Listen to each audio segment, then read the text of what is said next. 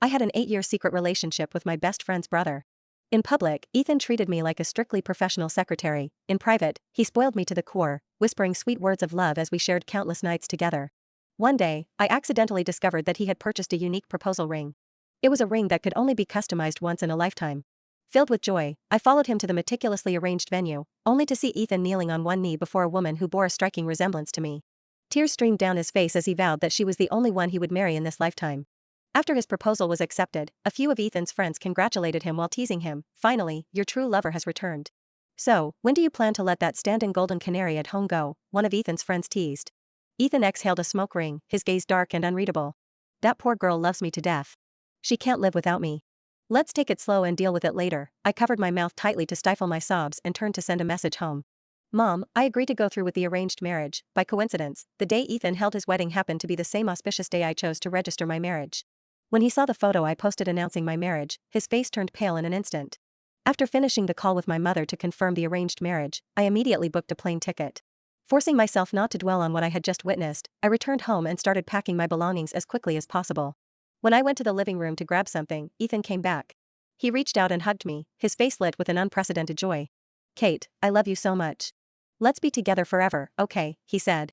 He leaned in, trying to kiss me, his breath reeking of alcohol and the overpowering scent of gardenia perfume clinging to him. Ethan used to always give me a gardenia-scented perfume. No matter how many times I told him I preferred jasmine, he never stopped giving me the same one. There were a few times I forgot to wear it and he threw a huge tantrum over it. Now I finally understood, the one who loved that perfume, and the one Ethan truly loved, had always been another woman. From the very beginning, he was only trying to recreate a replacement. A wave of nausea surged within me and I dodged Ethan's approach. Yet the desire on his face didn't fade. He suddenly pinned me against the door, his cold hand slipping under the hem of my shirt. "Ethan! Let me go!" I shouted. A flash of surprise crossed his eyes. I had never acted like this toward him before. Just as Ethan was about to speak, the doorbell suddenly rang.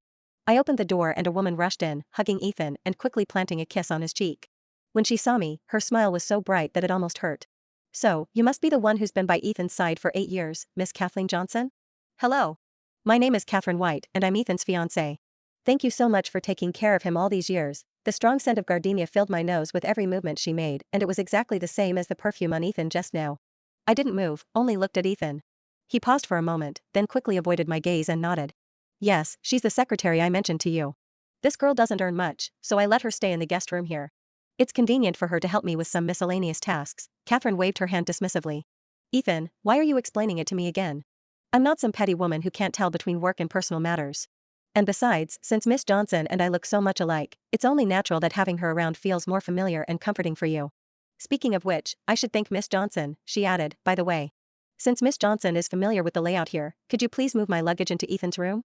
We're getting married soon, so it's about time we start living together." Catherine excitedly ordered me around and Ethan didn't show the slightest sign of opposition. I thought back to the many times I had begged to move into the master bedroom, only to have Ethan refuse, citing that couples need their own space. It was only when the mood struck him that he would allow me to stay in the master bedroom. If I accidentally left something behind, he would put on a cold face and remind me to be more mindful of boundaries. I used to think this was just the naturally self-disciplined and reserved side of Ethan's personality. In the end, I realized it was because, in his heart, I was never the one to hold the position of the mistress. Ethan suddenly pointed at his phone. I lowered my head to take a look and saw the message he had sent in the chat box. "Baby, my marriage with Catherine is just in name only, a facade for the sake of the group's collaboration. Don't misunderstand." I couldn't help but laugh. Ethan still thought he could fool me like a 3-year-old. It was fine. If he said his marriage was fake, then let it be fake. As long as what I had was real, that was all that mattered. I was about to head back to the guest room to finish packing my luggage when I saw Catherine take the lead and walk toward the guest room. Her face carried a meaningful smile, as if everything was part of a plan. "Miss Johnson, Ethan has been clinging to me tightly. It will be inconvenient for you to stay here any longer. You should hurry up and pack your things and find another place to stay." She paused and seemed surprised. "Miss Johnson, you've already packed half of it? And your style of dressing is so similar to mine. We must be really destined to meet." A cold feeling spread through my heart uncontrollably. Ethan's favorite thing to do was buy me clothes and jewelry. In the past, I thought it was proof of his love and affection for me when he bought me clothes and jewelry. But now, looking at all these outfits and accessories that didn't match my style at all, each one looked perfect on Catherine, as if it was made for her.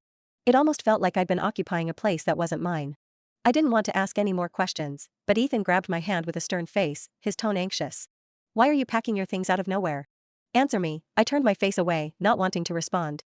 Just then, I saw Catherine reach out to take my music box.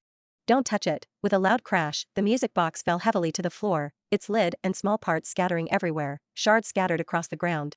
Ah. I'm sorry, Miss Johnson, I didn't mean to. Ethan, my hand. It hurts so much. Catherine cried, clutching the scratches on her palm. Ethan rushed over to check her injury. The next moment, he darkened his face and stomped on the shattered remnants of the music box with his foot. He glared at me viciously. Is it just a broken ornament? Kathleen, do you really need to scare people on purpose? Throw all this junk away and don't let me see it in the house again. After saying this, Ethan stomped on the shards under his foot one last time before picking up Catherine and leaving without looking back. Tears fell onto the broken pieces of the music box and the shards pierced my fingers, but I couldn't feel any pain at all. When I was 16, my parents were going through a divorce. Not knowing what to do, I ran to my best friend Sophia's house. I didn't find her, but I bumped into her brother, Ethan, who had just finished playing basketball with his friends. Kid, you're Sophia's friend, right? Why are you crying? Come on, talk to me. With red eyes, I tried to leave, but Ethan grabbed my arm and frowned, sending away the friends who wanted to continue playing games with him. He told me to wait patiently and then, in the pouring rain, ran off by himself to buy the best desserts and cakes in the city. He piled them all in front of me. He gently rubbed my head to comfort me, then mysteriously took out a music box from behind, with the little hero and princess figurines slowly spinning around. Kid, don't be afraid.